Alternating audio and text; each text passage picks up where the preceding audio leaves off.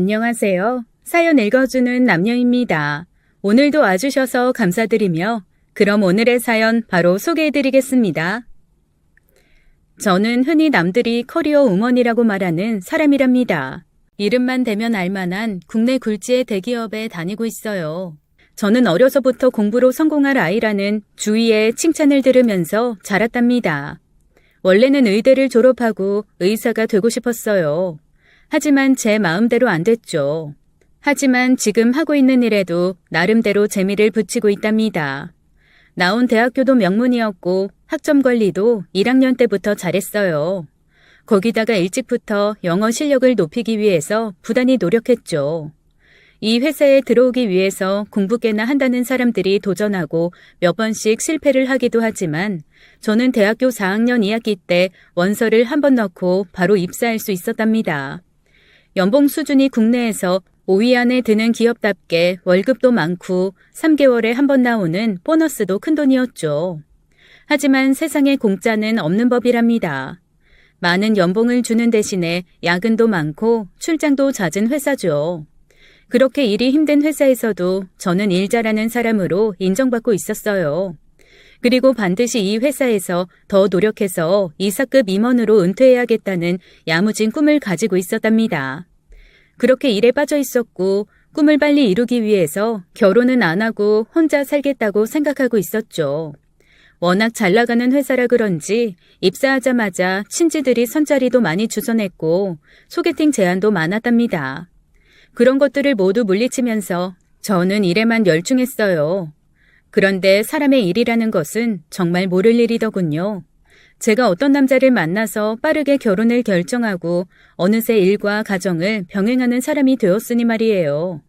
남편은 원래 제가 중학교 때 다니던 교회에서 친분이 있던 사람이에요. 저보다 나이가 많은 교회 오빠죠. 어린 마음에 이 오빠를 제가 조금 마음에 두었더랬어요.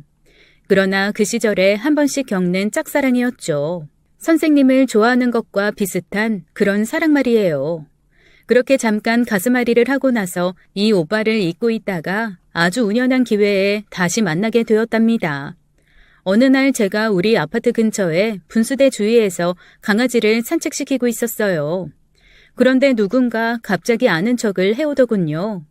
처음에는 얼른 알아보질 못했죠. 그런데 바로 그 교회 오빠였어요. 오빠는 제가 중학교 때 교회를 다니던 당시 인기가 많던 사람이었답니다. 큰 키에 준수한 외모를 지닌 사람이었죠. 저만 가슴앓이를 한 것이 아니라 많은 소녀들의 마음을 설레게 만들었어요. 그런데 놀랍게도 우리 아파트에 오빠가 살고 있던 것이었어요. 바로 앞집 사람 얼굴도 모르는 아파트 생활에서 다른 동에 누가 살고 있는지는 전혀 모르는 일이었죠.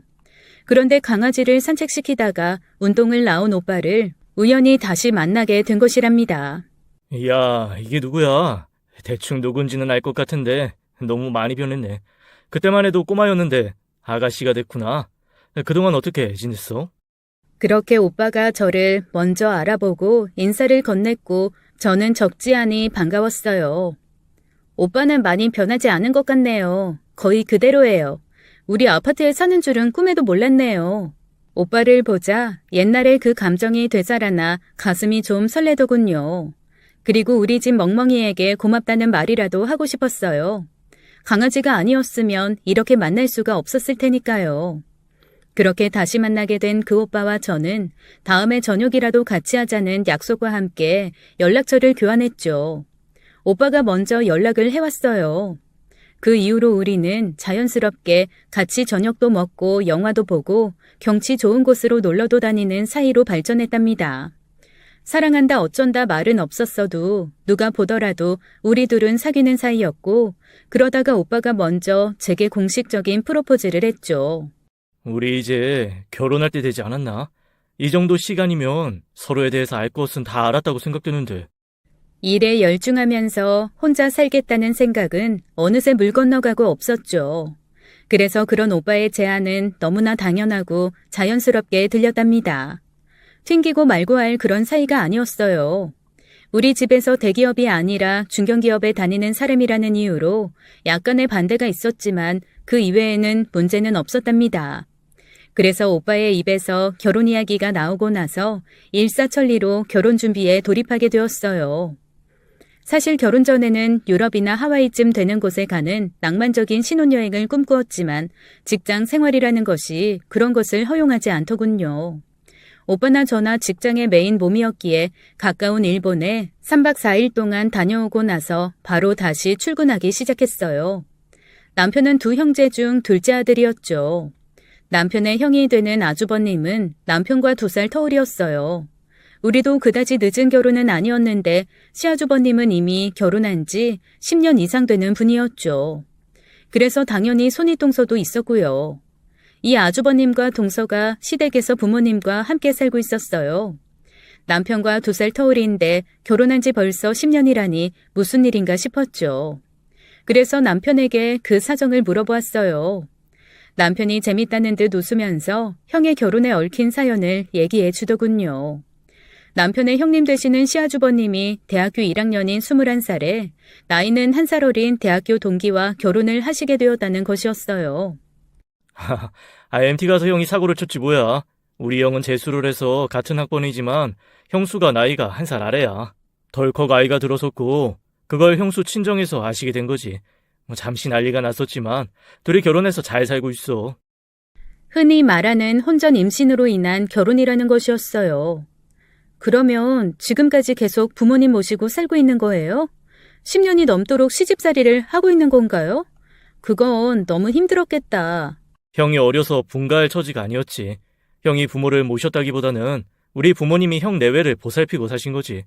군대라도 갔다 왔다면 형수가 혼자 애 데리고 몇 년 살 뻔했는데 이 손가락 인대 파열 문제로 군대는 면제됐어. 그나마 다행이었지. 남편은 중견기업이지만 그나마 괜찮은 회사에서 먹고 살 만큼 벌지만 아주버님은 5사람 정도가 근무하는 작은 기업에서 월 250만 원 정도 벌어오는 처지라고 했어요. 지금 월급이 올라서 250이지 처음에 일할 당시에는 이 금액보다도 훨씬 적었다는 것이었죠. 당연히 분가할 엄두를 내지 못했을 거예요. 그리고 지금도 그 벌이로는 여전히 분가할 처지가 아니라는 것이었어요. 아이가 셋이나 있다죠. 시집살이 10년이라니 참 힘들었겠다라는 생각이 들더라고요. 결혼하고 나서 시댁에 가보니 동서가 힘든 이유는 시어른들과 함께 생활하고 있기 때문만은 아니라는 것을 알게 되었죠. 시댁에 가보니 집안이 한마디로 전쟁터더라고요. 다름 아닌 아이들이 또 동서를 힘들게 만들고 있었던 거예요. 그 셋이나 있다는 아이들이 모두 아들이더라고요. 제일 큰 아이가 초등학교 5학년이고 그 아래가 2학년 그리고 막내는 유치원생이었어요. 이 아이들이 집안에서 논다고 한 번에 우다다 뛰기 시작하면 바로 아래층에서 민원이 들어온다고 했죠. 제가 아래층 사람이라도 그럴 것 같았어요. 제가 시댁에 가 있는 동안에도 그 조카들 셋은 끊임없이 소음을 만들어내고 있었고 잠시도 가만히 있지 않았죠. 차에 과일을 먹으라고 내주시는데 음식이 입으로 들어가는지 코로 들어가는지 모를 정도로 정신이 없었어요. 시어른들과 동서는 그런 분위기에 적응이 되어 있는 것 같았지만 저는 정말이지 적응하기가 어려웠답니다. 시아주버님이 어릴 때 동네에서 유명한 장난꾸러기였대요. 바깥에서 아이 오는 소리가 들리면 그것은 틀림없이 아주버님이 울린 것이라는 이야기를 해주시며 시어머니가 웃으시더라고요. 그런 아들이 하나만 있어도 정신이 없겠는데 셋이라뇨. 야, 받아! 아이씨, 놓치면 어떡해. 야, 큰일 났다. 다음 순간 와장창 하는 유리 깨지는 소리가 들리더라고요.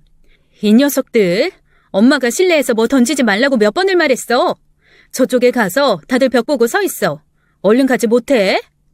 동서의 목소리가 여자의 목소리가 아닌 걸걸한 남자의 목소리 같았어요.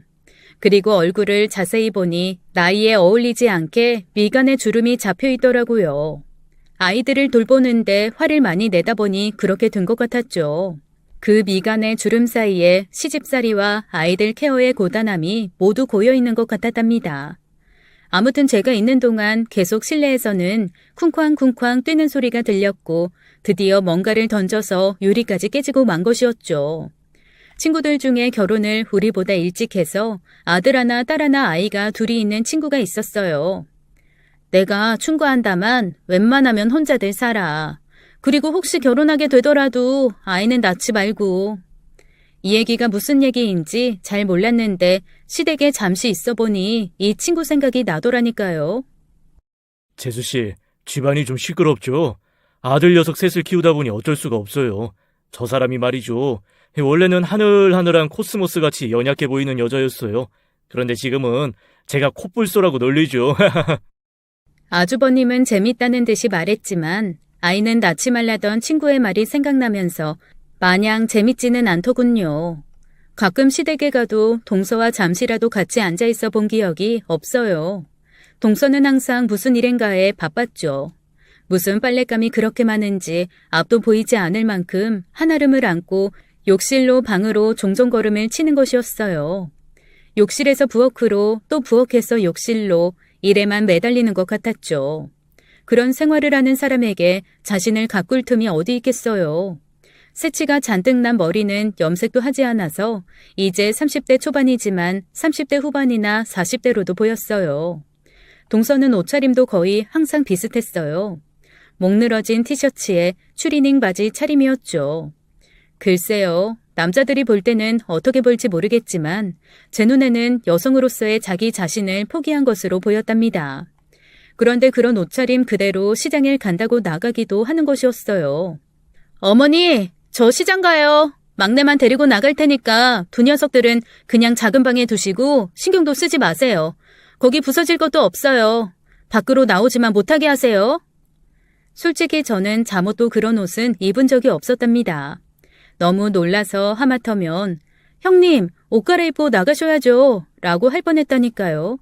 뭐랄까 동서를 한마디로 표현하자면 정말 미련하게 일만 하는 곰 같은 사람이었어요. 그렇게 집안일과 육아에 치여서 자신만의 꿈이라고는 꿀시간조차 갖지 못할 것 같기도 했고요. 시댁의 현관문을 나서면 다른 세상에 온 듯 고요하기만 했죠. 형님, 이건 어디다 놓아야 하나요? 제가 처음이라 잘 모르겠네요.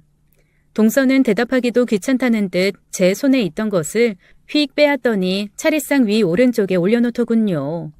손 아래 동서가 시집왔다고 뭘 가르쳐주거나 할 의욕조차 있어 보이지 않았어요. 아들 둘이야 회사 생활을 하니까 아침 먹고 나가면 저녁도 먹고 들어오는 날이 많았고 나이 드신 시어른들을 빼고 나면 남는 것은 동서뿐이었죠. 음식 장만부터 시작해서 집안 청소, 아이들 케어까지 모두가 동서가 할 일이었어요. 거기에다가 새로 시집온 손아래 동서래야 공부와 회사 일밖에 모르는 저라는 사람이었으니 무슨 도움이 되었겠어요. 걸리적거리는 것밖에 안 된다는 생각이 들더라고요. 거기다가 더욱 동서가 고달파진 문제가 있었죠. 결혼 전까지 남편이 집안에 내놓던 생활비를 이제 줄여야 하는 입장이 된 것이었어요. 자신의 살림을 꾸리게 되었으니 당연한 일이었죠. 그나마 제 연봉이 좀 많아서 그만큼이라도 시댁에 생활비 쪼로 드릴 수 있었던 것이었고요. 시아주버님이 벌어오는 딸랑 250만 원과 제 남편이 주는 약간의 생활비로 시할머님까지 계신 집에서 시부모님 그리고 아주버님 가족이 생활을 해야 한다는 것도 고달픈 일이었을 것 같아요. 그래서 동서가 조금씩 부업을 하기도 했답니다. 그러고 보니 졸지에 제가 집안에서 가장 돈을 많이 버는 사람이 되어 있더군요. 저는 그래서 명절이나 집안 행사 때 봉투에 돈을 늘 두둑히 넣어갔답니다. 제가 야근이 많고 출장도 잦다 보니 시댁의 행사를 동서와 동등한 입장에서 준비할 수 없는 데 대한 미안함에서였어요. 그렇게 결혼한 지 1년이 되어 올 무렵이었죠. 시댁의 입장으로 보자면 그야말로 대형 사고가 터지고 말았답니다. 살림과 육아 등을 모두 맡아서 하던 동서가 그만 다치고 말았던 것이었어요. 아침에 유치원차에 태워보낸 막내 아들이 유치원 방과 후 돌아오던 길에 생긴 사고라더군요. 차에서 내리던 아들이 엄마를 보자 번개같이 뛰어오면서 안겼고 그 힘으로 동서가 뒤로 넘어지면서 어깨를 돌부리에 찍혀 쇄골이 부러졌다는 것이었죠. 동서는 일주일간은 병원에 입원해 있어야 한다고 했어요. 물론 동서가 일부러 그런 것은 절대 아니었겠지만 동서가 다쳐서 제가 제사 준비를 다 해야 한다는 말을 들었을 때 기분이 좋지 않았죠. 형님은 하필 왜 이럴 때 다치신담? 연차 모아서 신혼여행 때 못 가본 하와이 꼭 가보고 싶었는데. 형수가 일부러 다쳤겠어. 그리고 그 하와이 여행 어쩌고 하는 얘기 형수 앞에서는 입도 떼지 마라. 결혼하고 형 부부가 여행 가는 거 여태까지 한 번도 못 봤어. 기분은 그랬지만 어쨌든 손윗사람이 누워있으니 문병을 가야 했어요. 동서, 이번엔 동서가 준비를 좀 해야겠네. 보다시피 내가 이 지경이 됐으니 말이야. 우리 집 제사하고 차례는 그렇게 크게 지내시지는 않으니까 동서 혼자 준비해도 충분할 거야. 그렇게 생전해보지 않았던 제사 준비를 떠맡게 되었답니다. 둘째야, 병풍 좀 내다 치고 제사상 좀 미리 닦아 놓아라. 물론 시어머니가 같이 준비하시는 것이었지만 처음 준비해보는 제사는 낯설고 어렵기만 했어요. 도대체 병풍이 어디 있는지 제사상으로 쓸 상이 어디 있는지 알 수가 있나요? 하도 어머니께 하나하나 묻다 보니까 나중에는 어머니도 좀 짜증이 나시는 것 같더라고요. 그 약간의 짜증 섞인 표정 후에 시어머니는 제게 시키시는 대신 모든 것을 그냥 당신이 알아서 하셨답니다. 새 며느리가 제사 준비하러 가서 멀뚱하게 서 있는 것, 그것도 참 못할 노릇이더군요.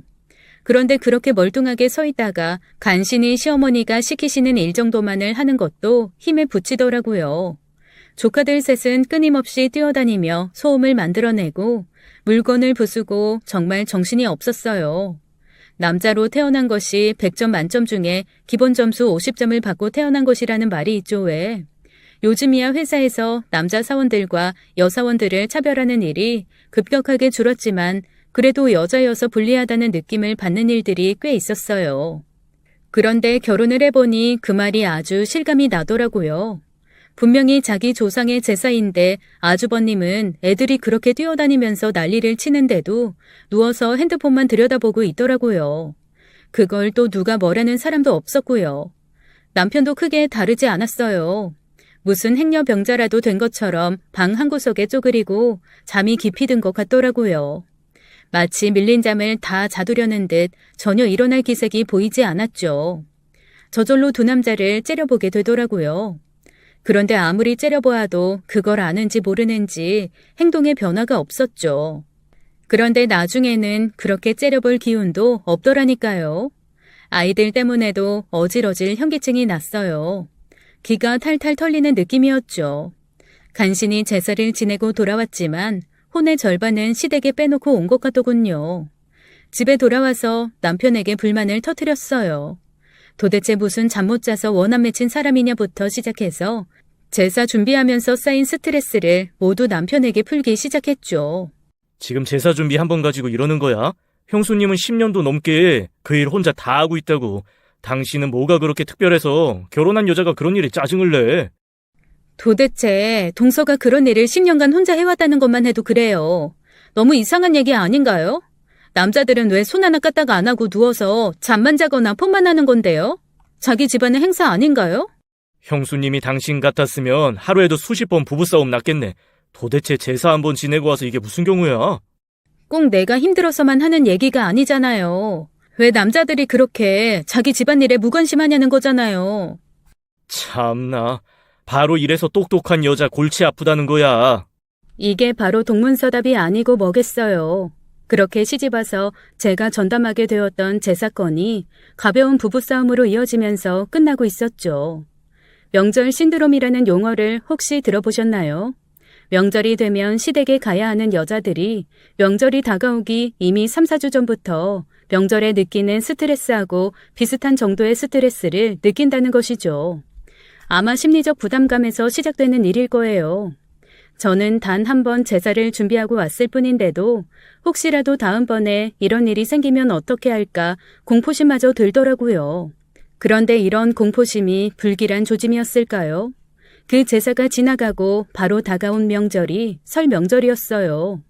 그런데 이게 도대체 무슨 일이래요? 그 설 명절에도 동서는 제게 모든 것을 맡길 수밖에 없는 처지가 되었답니다. 이번에는 시장에 가서 물건을 잔뜩 들고 오다가 생긴 사고였어요. 물건이 시야를 약간 가렸고 그 바람에 도로에 튀어나온 보도블럭을 못 보았다는 것이었죠. 동서는 넘어지면서 본능적으로 손목을 짚었고 그 때문에 그만 손목뼈가 골절되고 말았다는 것이었어요. 그래서 오른쪽 손목에 깁스 치료를 받게 되었죠.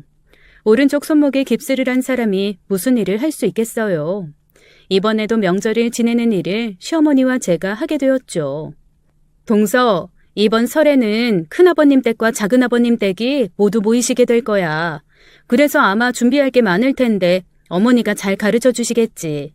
그나저나 동서가 힘이 많이 들게 생겼네. 다른 설명절에 비해서 준비할 게 많아. 동서가 설명절을 앞두고 다쳤다는 이야기를 듣는 순간부터 머리가 지끈거리고 식욕도 떨어지는 현상을 겪었답니다. 바로 명절 신드롬이었죠.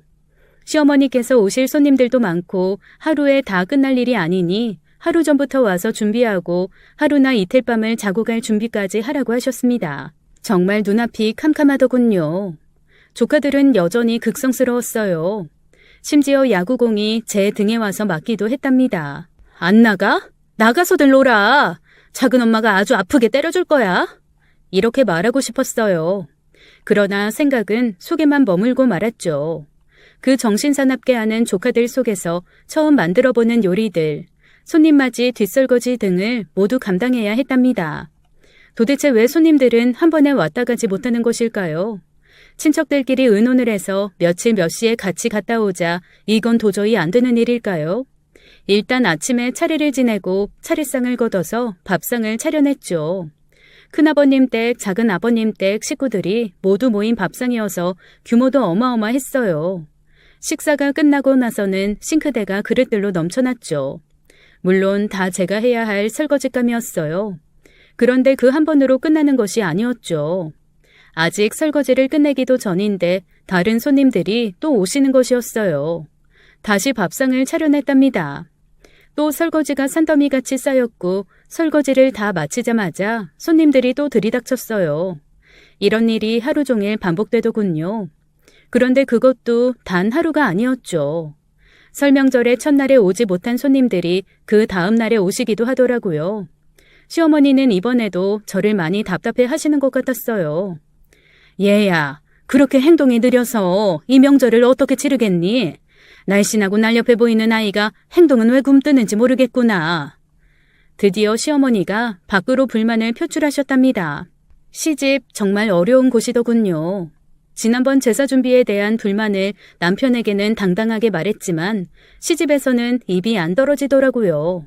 그리고 제가 말한다고 해서 수십 년, 아니 수백 년 묵은 전통이 어디 사라지겠어요? 지난번 제사 때와는 달리 시어머니의 불평이 몇 마디 더 이어졌죠. 원, 아무리 공부만 했다고 해도 그렇지. 누구는 처음부터 살림만 하려고 태어났다더냐? 친정어머니가 공부 잘하는 것만 기특해서 너무 오냐오냐 하신 것 같구나. 시어머니의 입에서 친정에 대한 불만이 나오자 저는 정말로 기분이 안 좋은 정도를 지나서 화가 많이 났어요. 마치 친정을 욕하는 것으로 들렸죠. 그렇게 정신적으로도 육체적으로도 너무나 힘든 며칠이 지나갔어요. 그동안 손목이 부러진 동서는 친척들과 작은 방에서 고스톱을 치면서 놀고 있었어요. 손목을 다쳐서 어쩔 수 없다는 것을 잘 알면서도 정말 얄밉더라고요. 그 며칠 동안 얼마나 힘이 들었는지 집에 돌아오자마자 저는 그만 알아눕게 되었답니다. 끙끙 앓으며 보낸 며칠도 연차 휴가를 쓴 것이었죠. 명절 직후에 도저히 바로 나가서 일을 하기가 힘들더라고요. 회사에서 일을 하기는커녕 집에서 밥조차 해먹을 수가 없었죠. 그리고 그렇게 몸살을 앓는 동안 시집에서 겪은 며칠을 생각하면 짜증이 몰려왔어요. 집에서 올 때 싸운 음식으로 대충 끼니 때워요. 나 지금 일어나서 밥 차리고 할 몸 상태가 절대로 아니니까. 나는 뭐가 어디 있는지도 모르는데 어떻게 찾아 먹으라고. 아이, 그리고 너도 뭘 좀 먹어야지. 일어나봐. 제가 아픈 와중에도 벌컥 화를 냈죠. 아니, 애들도 아니고 다 큰 성인이 있는 음식 꺼내 먹지도 못해요? 내가 당신 엄마도 아니고 말이에요. 아파 누워있는 거 안 보이냐고요. 아, 알았어. 왜 화를 내고 그래? 나가서 뭐든 찾아서 먹든 알아서 할 테니까 누워있어. 병원에 안 가봐도 되겠어? 이번에는 워낙 모인 사람도 많고 따라서 일도 많았다는 것을 아는 남편이 제 눈치를 슬슬 보기 시작하더라고요. 내가 어깨 좀 주물러 줄게. 아니야, 허리가 더 아프지? 엎드려봐. 내가 마사지 좀 해줄 테니까. 제 친구 하나가 핸드폰에 연락처를 그룹별로 나누어 놓았는데 그 그룹 이름 중에 시금치라는 것이 있더라고요. 그게 도대체 무슨 그룹이었는지 물었더니 자기는 시집 식구들을 시금치들이라고 부른다나요? 시자가 들어가는 말이면 시금치도 싫다고 해서 붙여놓은 그룹 이름이었다는 것이었어요. 그때는 그냥 박장대소하고 말았는데 저야말로 이번 명절을 지내면서 시금치도 싫어지더군요. 더불어 남편까지 보기 싫었어요. 살살 저를 달래려는 그 모양새가 오히려 저를 더 짜증나게 했죠. 당신도 꼴 보기 싫으니까 어머님 댁에 가서 며칠 더 쉬다 와요. 나 아픈 건 병원을 가든가 친정에 가서 쉬든가 내가 알아서 할 테니까. 가서 아주버님이랑 실컷 놀다 오기라도 하라고요. 거참, 왜 나한테 짜증을 내고 그래? 형수가 당신 같았으면 우리 형은 지금쯤 이미 이 세상 사람이 아니겠네. 지난번 제사 때에 이어서 동서와 저를 비교하는 소리도 듣기 싫더라고요. 저는 그만 베고 있던 베개를 남편에게 힘껏 날려버렸어요. 하지만 아픈 사람이 던져봤자 그다지 아플 일도 없었겠죠.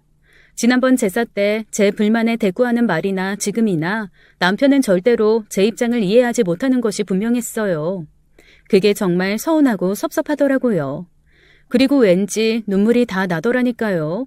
남편더러 방에서 나가라고 밀어내고는 문을 쾅소리가 나도록 닫고 잠깐 눈물이 나오는 대로 울어버렸어요. 도대체 이게 무슨 불합리한 일이냐고요.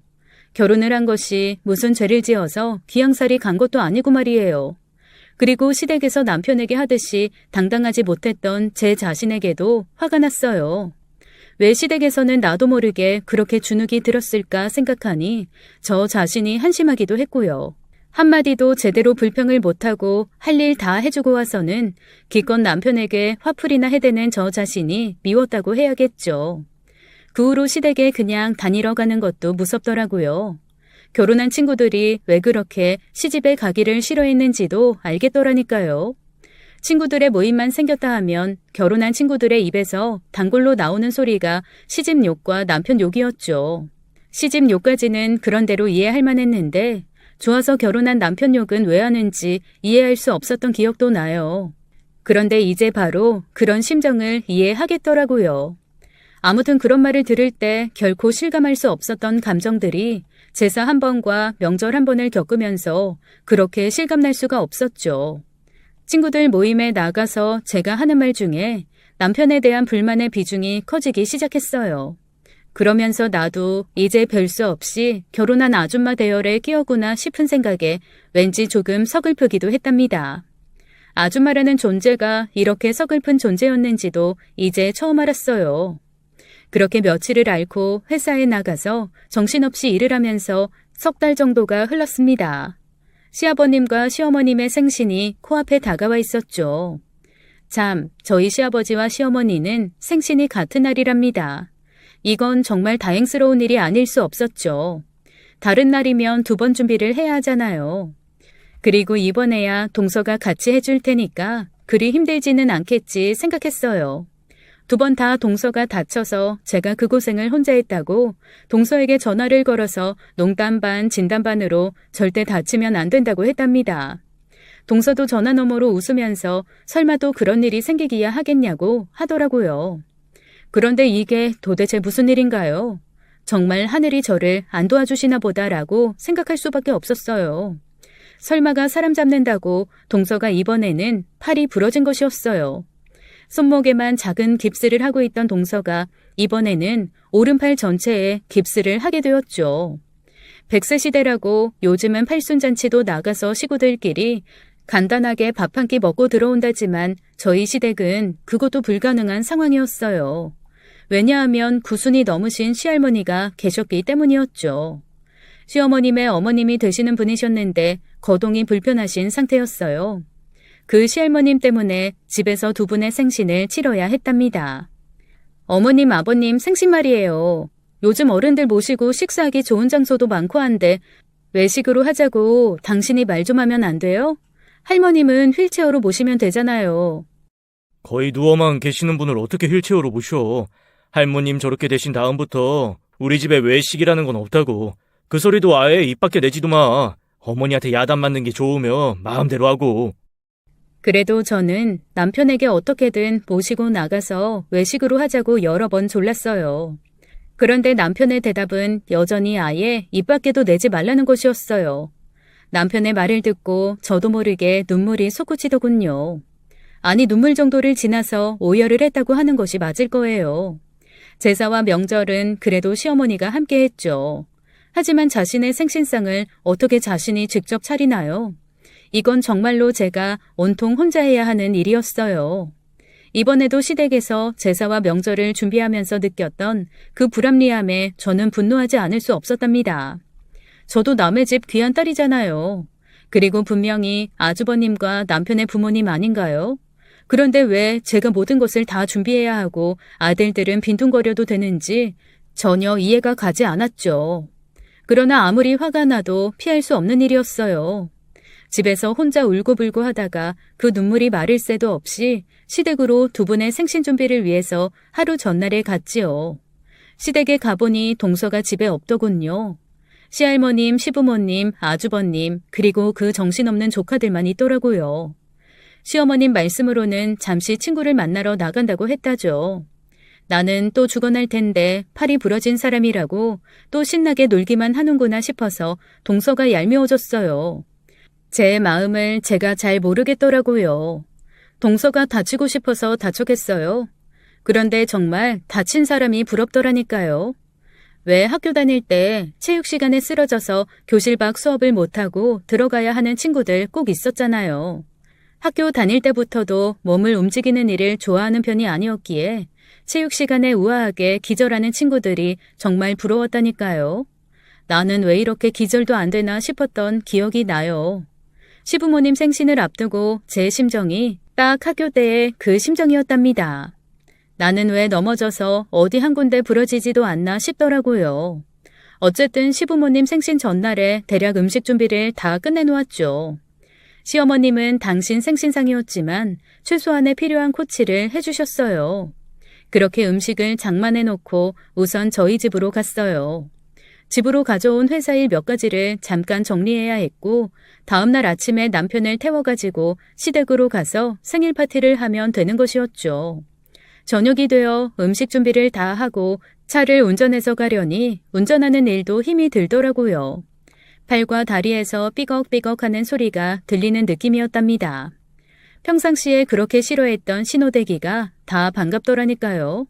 그렇게 계속 집으로 엑셀을 밟아 가다가 어느 신호등에서 신호대기에 걸려 멈춰 서게 되었어요.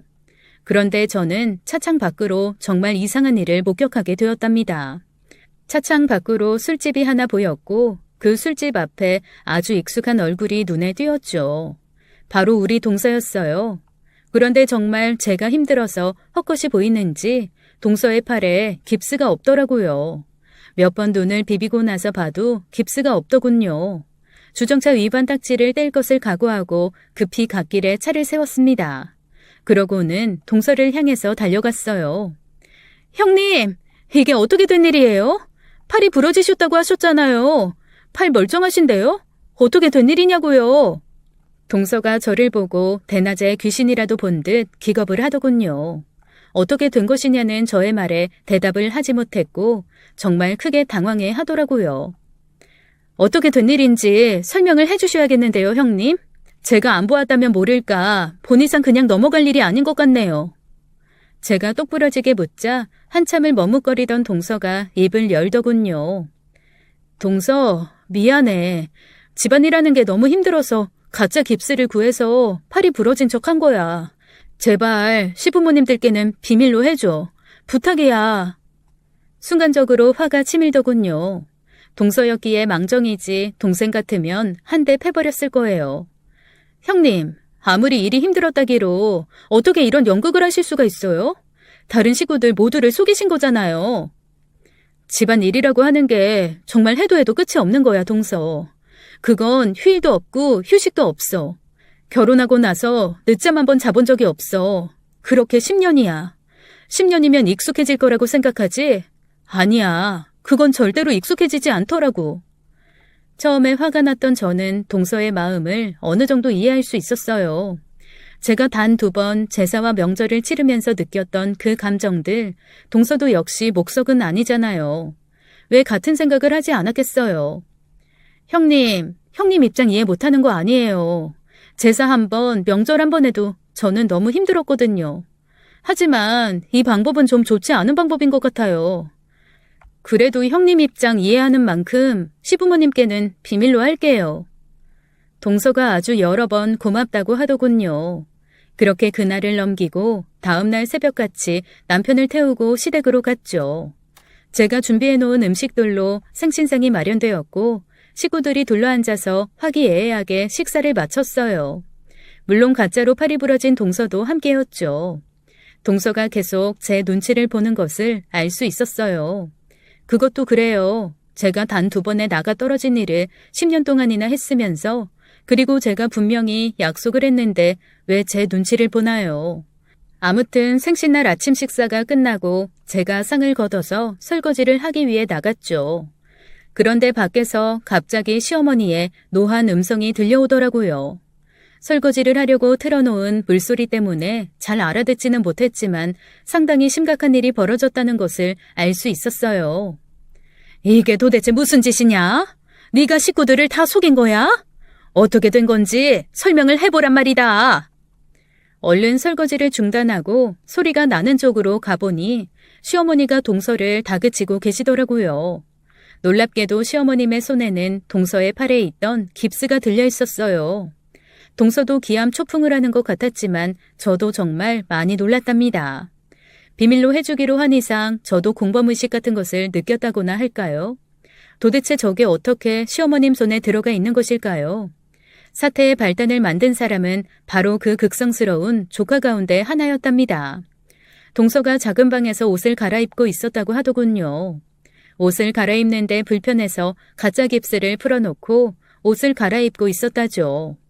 그때 첫째 조카가 엄마를 놀래킨다고 장롱 속에 숨어있다가 튀어나왔다는 것이었어요. 조카의 눈에 그 깁스가 신기한 물건으로 보였던가 봐요. 그걸 밖으로 들고 뛰쳐나와서 빙글빙글 돌리면서 장난을 쳤다더군요. 동서가 어떻게든 그것을 빼앗으려고 했지만 그보다 먼저 시어머니가 보시게 된 것이었어요. 도대체 네가 이런 짓을 하고도 우리 집 맏며느리란 말이냐? 도대체 어디서 배운 짓이야? 네가 일을 하기 싫어서 이런 속임수를 쓴 모양인데 어디 너도 입이 있으면 말해보아라. 네가 꾸민 일에 대해서 설명이나 들어보자꾸나. 어떻게 네가 이렇게 어른들을 다 속일 수가 있단 말이냐. 시어머님이 동서를 엄하게 꾸짖으셨어요. 당신이 이게 무슨 짓이야? 아주 가짜 깁스까지 그럴듯하네. 이런 머리도 쓸 줄 알아서 당신이? 시아주버님이 이렇게 이죽거리는 데는 저도 화가 났습니다. 거기다 남편이 한술 더 떴죠. 형수님 때문에 이 사람이 연차를 많이 써서 여행도 못 가게 됐잖아요. 어떻게든 형수님이 책임지시겠죠 뭐. 남편도 이렇게 이죽거리며 말하는 것이었어요. 시아주버님은 그저 말없이 이 사태를 바라보고 계셨죠. 동서의 편을 들어주는 사람은 하나도 없었답니다. 시아주버님과 남편에게 단단히 화가 난 제가 동서의 편을 들어주기 위해서 나서기로 마음을 먹었죠. 제가 뭐라고 입을 때려는 바로 그 찰나에 동서가 먼저 입을 열었어요. 그래요. 집안일이 너무나 힘들어서 내가 벌인 일이에요. 나 꽃다운 20살에 이 집에 시집와서 젊은 시절 다 바쳐서 시어른들 봉양했어요. 원치 않는 임신 때문에 결혼했고 그것 때문에 저는 졸업도 못했잖아요. 아무리 잘못해서 가진 아이라고는 하지만 아이를 혼자 만드나요? 애들 아빠는 아이뿐만 아니라 집안까지 온통 저한테만 맡기고 무사히 졸업했고요. 미련한 곰같이 말없이 일만 하던 동서가 제대로 폭발한 것이었어요. 동서는 그간의 서름이 한꺼번에 몰려왔던지 흐느끼면서 말을 이어가더군요.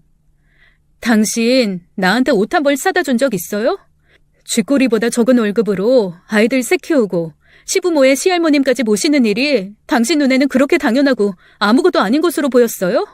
살림 다 해가면서 생활비에 조금이라도 보태기 위해서 식당 설거지에 마트에서 캐슈일까지 해가면서 이 집안을 유지해온 게 누군데요? 아까도 말씀드렸다시피 시아주버님은 작은 회사에서 한 달에 250만 원 정도 벌어오시는 게 다였죠. 성실하게 일하고 계시긴 했지만 그것만으로 이 식구들이 다 먹고 살기는 힘들었을 거예요. 남편도 조금씩 돕기는 했지만 동서와 시아주버님을 빼고도 남편까지 합쳐 7 식구였죠. 동서와 시아주버님을 합쳐 도합 9명이나 되는 식구들이었어요. 남편이 결혼을 해서 빠졌다고는 하지만 자기 살림을 꾸리면서 내놓던 생활비도 줄인 상태였죠. 동서가 그간 겪었던 이중고, 삼중고의 고생이 어렴풋이나마 짐작되었어요. 얼마나 막막하고 힘이 들었을까 마음이 아팠죠. 동서는 여기까지 피를 토하듯이 말해놓고는 집에서 나가버리더군요. 제가 급하게 동서를 따라 나갔어요. 울면서 뛰어가는 동서를 급하게 따라가서 붙잡아 근처의 한 호프집으로 데리고 갔어요. 형님 어려우셨던 거 이제야 잘 알겠어요. 그동안 왜 그렇게 말씀도 없이 지내셨던 거예요? 아주버님 붙잡고 말씀이라도 좀 해보셨어야죠. 남자들이 여자들 사정을 이해할 것 같아? 서방님은 동서를 잘 이해하실지 모르겠지만 우리 애들 아빠는 그냥 평범한 우리나라 남자야. 그런 얘기 100번 해봤자 안 통해. 형님, 우리 남편도 마찬가지예요. 다른 것 하나도 없더라고요. 제사 치르고 명절 지내면서 하는 거 못 보셨어요? 아주버님이나 우리 남편이나 뭐가 달라요. 형님, 저도 남자 때문에 일찍이 치인 일 있어요. 모르셨죠? 동서같이 공부 잘하고 평생 칭찬만 받아온 사람이 치인 일이 있다니? 도대체 무슨 일이기에? 저는 솔직담백하게 동서에게 제 이야기를 들려주었어요. 형님, 제 꿈은요. 원래는 의대를 나와서 의사가 되는 것이었어요. 우리 오빠가 저보다 공부를 못했거든요. 저희 집은 가난했고요. 오직 남자라는 이유 하나로 집안에서는 오빠한테 올인했어요. 더 성적이 좋은 저를 지원하지 않으시더라고요. 저는 그래서 눈을 낮춰서 장학금 준다는 학교와 학과를 선택할 수밖에 없었어요.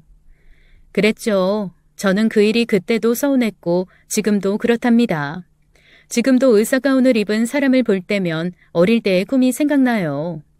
대기업에 취직하면서 다시 대학에 입학해서 의대를 가볼까 생각까지 했었어요. 그런데 그렇게 오래 걸린다는 의대, 이미 너무 늦은 나이기도 했지만 그렇게 올인을 했어도 우리 부모님과 옳게 조카들을 부양하는데 오빠는 어려움을 겪고 있었답니다. 열심히 일을 했지만 제가 훨씬 더 많이 벌고 있었죠. 그래서 제가 친정을 도와야 했어요. 그렇게 또 한 번 꿈을 접어야 했습니다. 형님, 꿈을 접는다는 거 형님도 아실지 모르겠어요. 아마 일찍 결혼하실 때 그러셨는지도 모르겠고요. 지금도 이루지 못한 꿈을 생각하면 가슴 한구석이 아른하게 아파온다니까요. 형님은 대학교 때 뭐가 되고 싶으셨어요? 동서의 입가에 살며시 미소가 번지더군요. 그 곰 같은 동서가 오늘만은 참 여자답게 보였습니다. 꿈이라 이제 기억도 잘 안 나네. 분명히 꿈이 있었는데 말이야. 근데 나는 동서의 그 이루지 못한 꿈 얘기가 더 가슴 아픈걸. 하지만 지금 일하고 있는 곳에서 새 꿈을 가지고 그 꿈을 꼭 이뤄. 내가 마음으로나마 응원할게. 동서는 그렇게 오히려 저를 위로하더라고요. 그렇게 두 동서가 그날 진탕 술을 마셨습니다. 형님, 저는 2번 꿈을 접어야 했지만요. 형님은 이제라도 꿈을 향해 가세요. 집안에 남자들이 그렇게 많은데 왜 형님 혼자 고군분투하셔야 되는데요? 제가 응원해 드릴게요. 꼭 꿈을 향해 가세요. 한창 젊으신 나이잖아요. 그렇게 10년을 아무 말 없이 집안을 위해 살아온 동서. 말을 나누다 보니 참 여린 사람이더라고요. 자신이 그렇게 폭발을 해서 하고 싶은 말 다 쏟아놓고 집을 나와버렸으니 시어머님이 화가 많이 나셨을 것이라고 걱정을 하더군요. 무슨 일이 있어도 제가 형님 편이 되어드릴게요. 우리 같이 들어가요. 네? 저 믿어주세요. 그동안 제가 형님을 이해 못해서 정말 미안해요. 저는 이렇게 동서를 다독였고 우리 둘은 다시 시댁으로 갔어요. 들어가 보니 예상대로 분위기가 싸늘하더군요. 마음 여린 동서가 또 주눅이 드는 것 같았어요. 시선이 자연스럽게 아래로 가더라고요. 그네, 너 이리 와 앉아서 내 얘기 들어라. 너 이 집에서 나가거라. 저는 시집와서 우리 시아버님의 음성을 들어본 일이 몇 번 없답니다. 시아버님은 과묵 그 자체셨어요. 그러나 말씀은 없으셨지만 한번 결단을 하시면 그 누구도 말릴 수 없는 그런 분이셨답니다. 그런 아버님의 성격을 어머님도 그리고 할머님도 잘 알고 계셨어요. 평상시 어떤 잔소리도 불만도 말씀하시는 일이 없는 아버님이셨지만 그런 분인 줄 알기에 그 누구도 아버님을 쉽게 대할 수 없었다고 남편에게 시아버님에 대한 말씀을 들었었죠. 바로 그런 아버님이셨기에 나가라는 그 한마디는 정말 모든 사람을 놀래키고도 남을 일이었어요. 우선 동서가 크게 놀랐고 저 역시 충격을 받았죠. 저는 동서가 잘못한 것은 있지만 그럴 만한 이유가 있다고 말씀을 드리려고 했어요. 아버님, 형님이요. 잘못한 것이 없다는 것이 아니라요. 어린 나이에 시집 오셔서 그간 해오신 일도 있고 하니까요. 당신 가만히 있어. 아버님 말씀하시는데 그게 무슨 말대꾸야. 얼른 이쪽으로 와서 잠자코 있어. 아버님의 한마디가 얼마나 무게가 있는 것인지를 아는 남편이 저를 말리더군요. 그리고 시아버님께서도 제게 한 발 물러서 있으라고 말씀하셨어요. 아버님의 말씀에는 거역할 수 없는 그 무엇인가가 있었습니다. 아버님, 제가 잘못했어요. 아버님 걱정하시게끔 제가 행동했어요. 어머님, 할머님, 저 꾸짖어 주세요. 그렇지만 한 번만 용서해 주시면 다시는 그런 일 없도록 하겠습니다. 동서가 시아버님 앞에 무릎을 꿇고 이렇게 빌고 있는데 시아버님이 입고 계신 옷의 안주머니에서 무엇인가를 꺼내서 동서 앞에 밀어 놓으시더군요. 너희들 이제 이 집에서 나가거라. 큰 돈은 아니지만 이 경기도 안에 전셋집 정도 얻을 만은 할 것이다. 그동안 늙은이들 봉양하면서 사느라고 그네 네가 정말 고생했구나. 내가 너 고생한 거 다 알고 있다. 시아버님이 동서 앞에 밀어놓으신 것은 다름 아닌 통장이었어요. 아주버님이 통장을 열어보셨고 우리 부부가 뒤에서 함께 입금 내역을 보았죠. 입금 내역을 보고 아주버님과 우리 부부는 그만 눈물이 핑 돌았답니다. 아버님께서 동서가 결혼하던 시점부터 지금까지 적은 돈부터 조금 많은 돈까지 꼬박같이 입금하신 것이 보였기 때문이었어요. 내가 너 고생하는 거 잘 알면서도 일찍 내보내주지 못했다.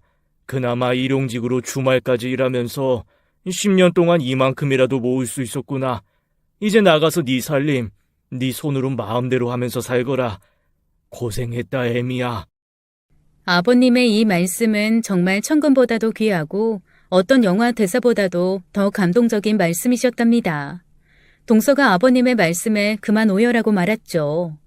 동서뿐만 아니라 저도 눈물이 났고 아주버님과 남편도 눈물을 안 보이려고 천장만 바라보고 있더군요.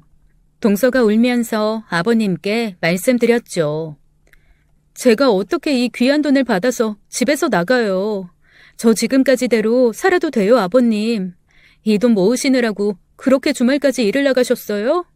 힘드시게 왜 그러셨어요? 아버님 쓰시고 싶은 곳에 쓰세요. 저희는 이 돈 못 받아요.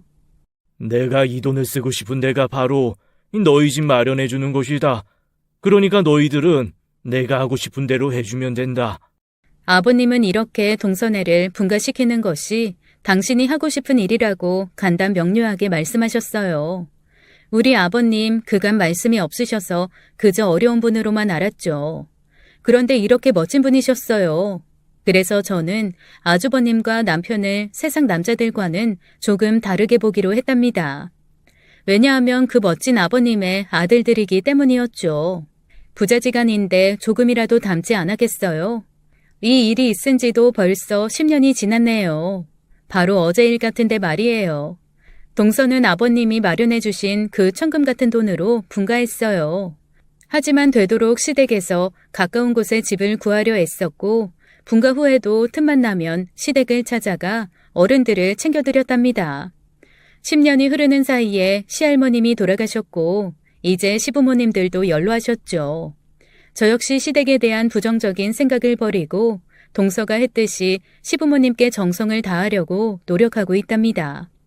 그리고 그 10년 동안 저는 동서와 약속한 일을 해왔어요. 바로 동서가 꿈을 펼치도록 응원하겠다고 한 그 약속 말이에요. 우리 동서와 저는 이제 정말 살가운 동서 사이가 되었죠. 동서 사이라기보단 친구 사이라고 해야 맞을 것 같네요. 그리고 아버님의 그 멋진 모습을 보게 된 두 남자, 아주버님과 남편의 태도도 많이 달라져 있었어요. 제삿날이면 준비한 제수를 상위에 올려주기도 하고 집안 행사 때 설거지를 도와주기도 하는 등 안사람들을 많이 챙겨준답니다. 형님, 이제 시간도 많이 생기셨으니 뭘 하시고 싶은지 생각해보세요. 약속한 대로 제가 응원해 드릴 거예요. 저 돈 많이 벌잖아요. 형님 꿈 이루시는데 마음뿐만 아니라 돈도 많이 쓸게요. 굳이 꿈이라고 할 만하지도 않지만 이것저것 부업을 하다 보니까 평생 쓸 수 있는 자격증 하나 가지고 있었으면 했었어. 공인중개사 자격증을 따려고 하는데 동서가 나 공부 좀 가르쳐줘. 돈은 무슨, 그건 내가 벌어서 해야지. 저는 필요할 때는 공부도 가르쳐드리고 자격증을 따기 위해 다니실 학원비도 넉넉히 드렸죠. 동서는 정말 열심히 공부를 했고 첫 해에 1차에 합격하고 다음 해에 바로 2차에 합격해서 공인중개사가 되었답니다. 제가 연봉을 많이 받고 있기는 했지만 시댁을 도와드려야 했고 친정도 도와드려야 했기에 우리는 결혼한 지 10년 만에 우리 집을 마련하게 되었어요. 좋은 집을 찾기 위해서는 좋은 공인중개사를 찾아야 하겠죠. 제가 정말 열심히 공부한 진짜 백이 공인중개사를 알고 있잖아요. 바로 우리 동서, 우리 형님이죠. 그 동서가 좋은 집을 구해줄 테니 오라고 해서 오늘 가는 길이랍니다. 동서가 운영하는 공인중개사 사무실로 들어섰어요. 이제는 성장한 조카들도 와 있더군요. 동서가 권하는 대로 두말 없이 계약할 생각이에요. 조카들에게 어릴 적에 작은엄마 등에 야구공 던지던 그 일을 기억하느냐고 제가 물어보는 바람에 모두 한바탕 웃었죠. 우리 식구들 이제 이렇게 더 큰 행복을 향해 갈 것이랍니다. 여러분들의 응원이 필요해요. 특히 세상에서 가장 멋지신 우리 시아버님과 이제 자신의 꿈을 향해 날개를 펴기 시작한 우리 동서 많이 응원해 주실 거죠? 사연 들어주셔서 감사합니다. 지금까지 사연 읽어주는 남녀였습니다. 끝까지 시청해주신 여러분 감사드리며 저희는 다음 사연으로 돌아올게요. 감사합니다.